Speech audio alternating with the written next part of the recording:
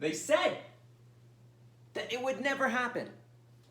It was a piece that was in too many archetypes. You would neuter so many decks. You would kill the decks. And I have to admit that I didn't think it was going to happen either.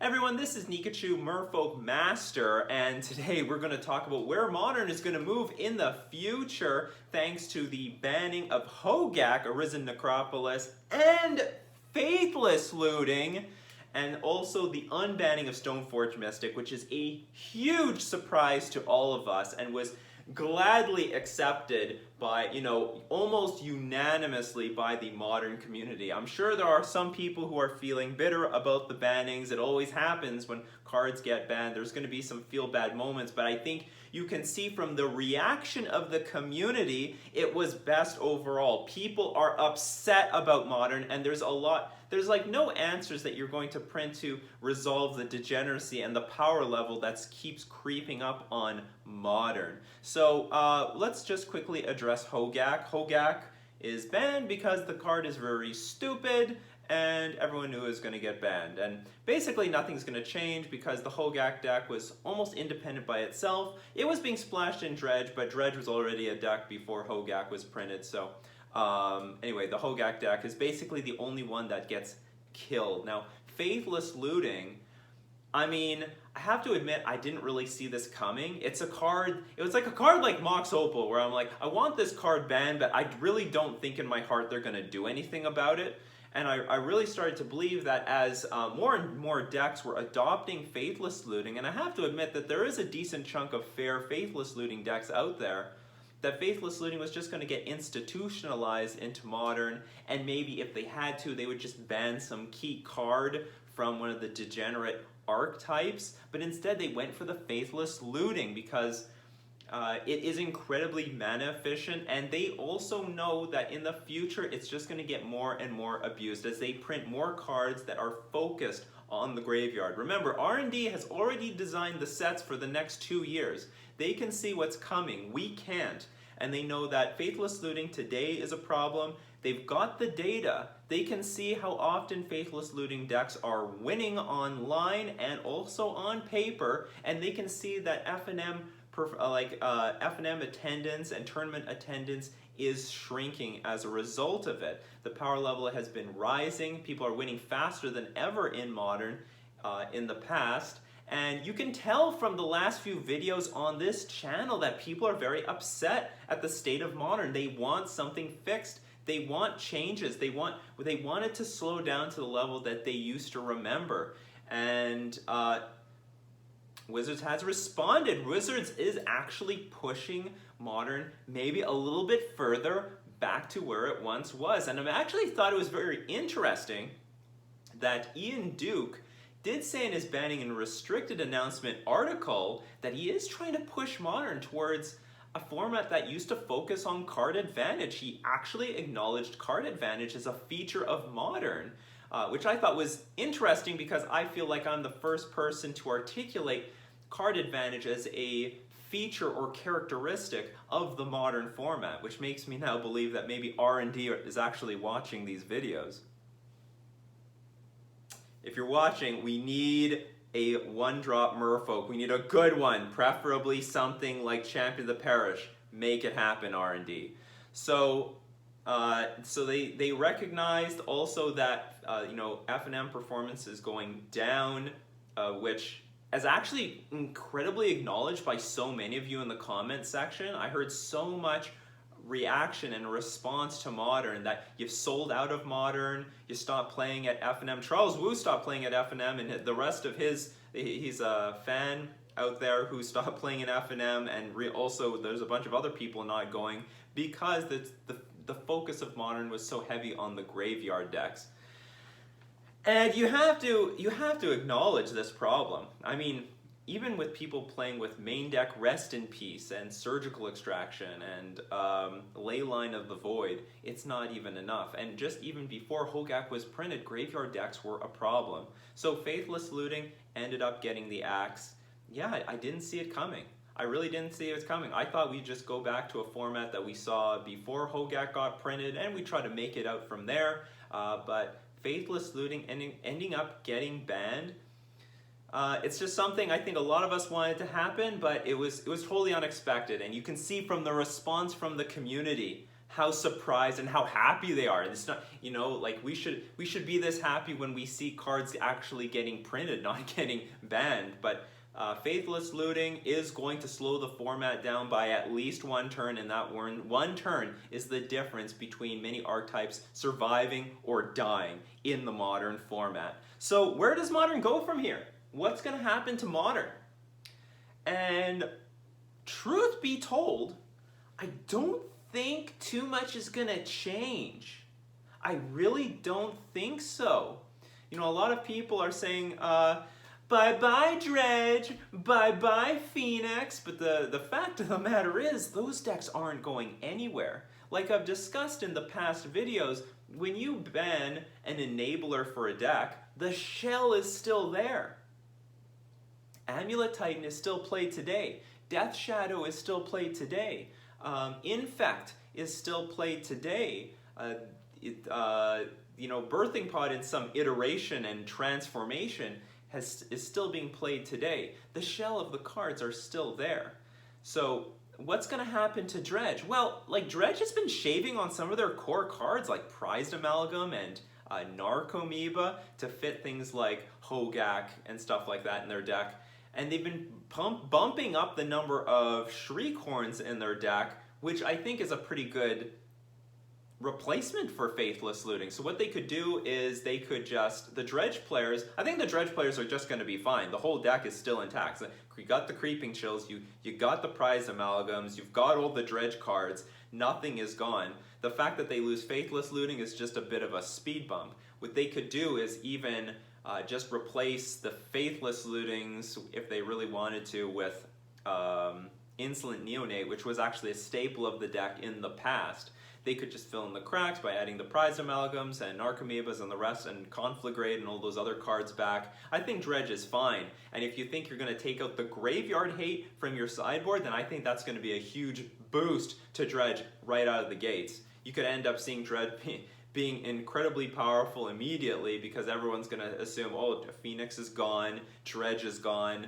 I don't think that's going to be the right way to go. I think you should anticipate that those decks are still going to be around. People own those cards, and they're going to try to make it work in Modern, all right? Everyone still has their Is It Phoenix cards. Where does Is It Phoenix go in the future? Without Faithless Looting, there's a lot of cards that could replace it. The largest one, Is It Charm. So Is It Charm is actually an incredibly flexible card. A blue and a red instant. You can loot 2 cards. You can counter target non-creature spell unless your opponent pays 2, and you can deal 2 damage to, I believe it's target creature. So it's an incredibly flexible card and an excellent replacement for Faithless Looting in this sort of deck which wants to be interactive. So you're not going to have those turn 2 Phoenix plays anymore. We go turn 1 Faithless Looting, dump the birds, turn 2 like looting, cantrip, gut shot you, put the Phoenixes in play. So they're going to slow down by quite a bit because, well, it's just going to be harder for those hands to pull off. They could still go turn 2 Manamorphose, Is It Charm, gut shot you. Those lines are still there. It's just more clunky and hard to work, hard to make happen because Faithless Looting sculpts your hand from turn 1. And frankly, your hand is a little bit more random by turn 2 if you go that route. But you still have the turn 3 Phoenix plays, you know, Thing in the Ice, turn 2, then turn 3, you go Manamorphose, Serum Visions, Is It Charm, dump the Phoenixes, get them back. So I think the deck is going to do fine. It's going to survive the banning of Faithless Looting very easily. You expect Is It Phoenix to still be around. Now, Mono Red Phoenix, I'm not sure. I'm not really that close to the community. At the very least, because Faithless Looting makes it really hard for you to play Arc-Light Phoenix in that deck. So at the very least, they could go down the mono-red prowess route where they don't play with the Phoenix and they adjust the deck from there. Maybe they play with some more 1-drops or more interaction, more spells.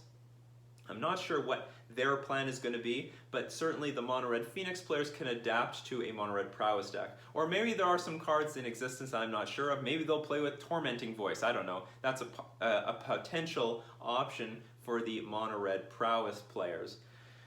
And so you see, like Arclight Phoenix is going to survive, Dredge is going to survive, probably the Mono Red decks are going to survive. Not sure where Mardu Pyromancer is going to fit in all this, but you could say, let's say it dies.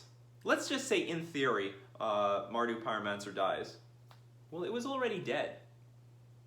Right? I mean, it was completely pushed out by the better graveyard decks. Mardu Pyromancer has no representation at all in the metagame, except for the one player, Selphisic, who was the master of Mardu Pyromancer. He was still doing very well online with his archetype, but he's literally the only person playing it because he's the master. So, but in everyone else's mind, they're just better graveyard decks, better Faithless Looting decks to play. So in effect, all these other powerful Faithless Looting decks killed Mardu Pyromancer. Remember Joseph from Winnipeg, who abandoned Mardu Pyromancer, who was playing it for forever, and then adopted Mono Red Prowess.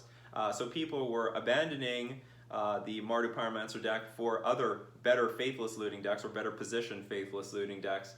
So at the very least, more people could, if they find a good replacement or adaptation, they can go back to Mardu Pyromancer. I don't know what form it's going to take. We're going to wait to see what Master Selphisic is going to do about that.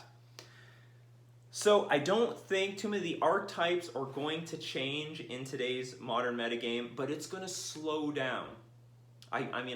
We can guarantee that. Without Faithless Looting in the format, the London Mulligan is going to be less impactful.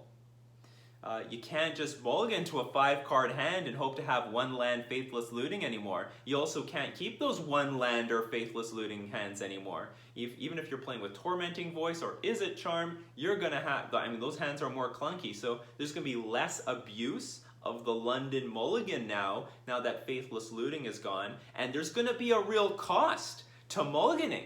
So those Faithless Looting decks, they're like, well, this 6-card hand sucks, but I can keep mulliganing because I know one Faithless Looting can bring me back from the brink of destruction. So there's going to be less abuse on the side of the London Mulligan system. So I really think that Modern is going to slow down by at least 1 or 2 turns, which is going to be very healthy for a lot of decks to help catch up and play in it. So now let's talk about the last portion of the banning and restricted announcement, Stoneforge Mystic. So Stoneforge Mystic, I didn't think it was going to get unbanned now because I still thought that Modern was in a state of chaos, and traditionally I feel like they're unbanning cards when the format has sort of gotten stale and it looks safe to start to unban something. Like when the format is in chaos and disarray, like you don't know if unbanning this card is going to fix anything. So they seem to like to unban cards when things sort of settle down and have cooled off. Right now, they're saying, let's just try it anyway. Obviously, Modern is pretty ridiculous anyway. It's really strong and powerful. Let's see what Stoneforge Mystic is going to do. So Stoneforge Mystic is, it's definitely going to get played. And whether it goes in some sort of blue-white control-less shell or not will be waited to be seen, because certainly Stoneforge Mystic can't. A lot of people say, oh, blue-white control doesn't care about Stoneforge Mystic. Yeah, but the shell can still use it. Like, they could still try to adopt it and play it with, Vendilion Click and Geist of St. Traft, and still play with all those other cards. But it turns it a little bit more mid-range, but the lines can be blurred whether they want to play with the Geist or not. But the real deck that's really going to get pushed off the scales is Death and Taxes. Now, Death and Taxes takes many different forms in the modern metagame, either with mono white or Eldrazian Taxes. And make no mistake, this card, Stoneforge Mystic, this is like true name getting printed in Modern for Merfolk in terms of that power level. So they really want that Stoneforge Mystic. It was like the missing piece of the puzzle to take themselves way over the top to really compete with almost everything else in Modern. So the Death and Taxes decks are going to be super happy to see this. Combining with Ether Vial, they can Vial in the Stoneforge Mystic at end of turn, on their turn, untap, drop Batterskull, Sword of Fire and Ice, equip anything. Anything is going to get ridiculously stupid. Is Stoneforge Mystic fair? I actually think Stoneforge Mystic is pretty fair. Modern can be hostile to the creatures. It can be. And we could talk a little bit about like that a little bit later, but Modern most definitely has all the answers to beat a Stoneforge Mystic. And so the only problem is if it actually becomes too homogenous. You know, if too many decks start to adopt Stoneforge Mystic, maybe it's not going to become fun anymore, and it's going to become some problem just like the Faithless Looting problem, where everyone's playing with Faithless Looting. We're constantly dealing with a very similar turn 3 kill. Then it might be a problem. But Ian Duke did remind us that Stoneforge Mystic is going to be watched very carefully because it can go in the way of Golgari Grave Troll. Golgari Grave Troll was unbanned for Modern, and then pretty quickly over time, once Dredge had enough pieces in play, they just rebanned Golgari Grave Troll. Goodbye! I hope you enjoyed your stay. So Stoneforge Mystic may not be a staple for forever. If it becomes too much for Modern, if too many decks adopt it, it's gonna be gone. Maybe a quick question, is humans gonna adopt Stoneforge Mystic? Probably not. Stoneforge Mystic is a core artificer. It's not a human. Or I don't know if it's a core. I think it's at least a core. I know that. But it's not a human, so it's not good. Very unlikely to be adopted by the humans deck. I don't know what they would want to take out. They're already pretty tight on cards to remove because the deck is pretty stock at this moment and has a lot of really good cards. So Stoneforge Mystic going to help boost the Death and Taxes community big time. Both Death and Taxes and probably Eldrazi and Taxes can probably both play this card. Stoneforge Mystic can be now played in the Stoneblade decks, so there are already deck lists being presented with, you know, the classic 4 Jace the Mind Sculptor, 4 Stoneforge Mystic. Maybe they'll just pull out the Squadron Hawks. Who knows what's happening to the price of Squadron Hawk? Are the foils going up? Are the foils going up? I would not be surprised. So yeah, Stoneforge Mystic looks like it is poised to definitely be playable in Modern, and I think it's going to be fair. I really do. I really think it's going to be fair. But how fair, I think, is going to be dependent on where Modern is going to go. Like, creature interaction was sort of down for the last few months because it was like pretty pointless, actually. I mean, the power level of Modern was incredibly high, and, you know, attrition-based cards like Kolaghan's Command were coming down, and that sort of interaction was starting to like disappear. But I think it will be fine. I think, like, for example, from my perspective as a Merfolk player, I don't feel like many decks were interacting with my creatures all that much, to be honest. Like, not enough. Well, who knows? Like, probably Izzet Phoenix is going to be enough creature interaction, and maybe Jund is going to start coming back now that it's not going to be as taxed on the sideboard for sideboard cards. Also, the format's going to be slow enough that Jund is going to be a pretty good player, and I imagine it's going to be the remedy to any particular Stoneforge Mystic problem. Because, like, you know what? As a Merfolk player, I hate artifacts because we don't really have any good ways of dealing with artifacts. But the fact of the matter is, there's a lot of artifact hate in Modern. Maybe just the presence of Affinity makes it so that all the artifacts are more or less hated out. So Stoneforge Mystic could be dead on arrival. Could absolutely be dead on arrival. Certainly going to see play, though. Certainly going to be seeing play. Yeah, maybe a reflection about what's going to be happening in the future. So I think the power level of Modern is still very high. I don't know if it's going to be a card advantage format yet. We're going to have to wait and see. Predicting exactly what's going to be on top is impossible. I mean, predicting Modern metagames is like predicting the evolution of Modern based on cards being banned and unbanned and printed it is unpredictable. It's random. It's literally macroeconomics. And one of the first rules of macroeconomics is it's random. You cannot predict this stuff. I can imagine Stoneforge Mystic is going to get adopted by maybe Abzan. Maybe we're going to see the return of Abzan. We haven't seen Abzan in a very long time. You know, Dredge and Rock decks have been soaking up all the spotlight, but maybe now there's a time for Abzan to return. Black-green with a white splash to use that Stoneforge Mystic. Excellent beatdown card. I mean, you know, Tarmogoyf is great and all that, but you know, Batterskull is pretty nice too. So that gives them some longevity and some extra boost in that direction. Not to mention, you know, Path to Exile is probably still going to be fine in our Dredge Is It Phoenix modern metagame. But what else is going to turn up on top? We're just going to have to wait and see. I expect that, you know, Death and Tax is going to gain a lot of percentage points. But for at the very least, I don't know what's going to be totally big at the end of all this, but I know that you know, everyone's going to be testing the Caw Blades, everyone's going to be testing Death and Taxes for the next 2 weeks. Where it's going to settle down, we're probably going to have to wait a month. What's going to happen over the next 2 weeks may not convert over like the long run. Everyone's going to test the most obvious builds for Stoneforge Mystic, but that doesn't mean any of them are going to stick in the long run.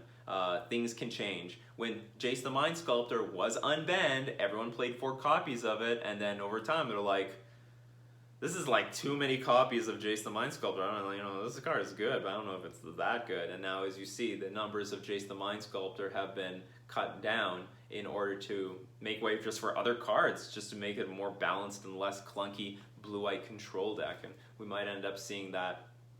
Well, we won't see that with Stoneforge Mystic. You're going to play Stoneforge, you're going to be playing 4 copies, but the point is people playing with Stoneforge Mystic, or the decks that they're hoping to be successful with Stoneforge Mystic, may not end up being true.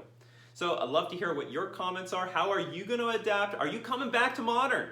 Did you leave Modern because you hated the degeneracy? You hated the degeneracy of Modern, but now you're going to buy back in because you heard that, you know, the degeneracy is going down at least 1 or 2 turns. I'd love to welcome all of you back to Modern. It's not a Modern I've left at all. I'm going to stay here. What's going to happen with Modern Merfolk? I don't know. We're just going to have to wait and see. I'm going to keep playing my Simic build because, you know, that's what I love right now. It feels powerful, straightforward, and has good artifact hate in the form of Collector Oof.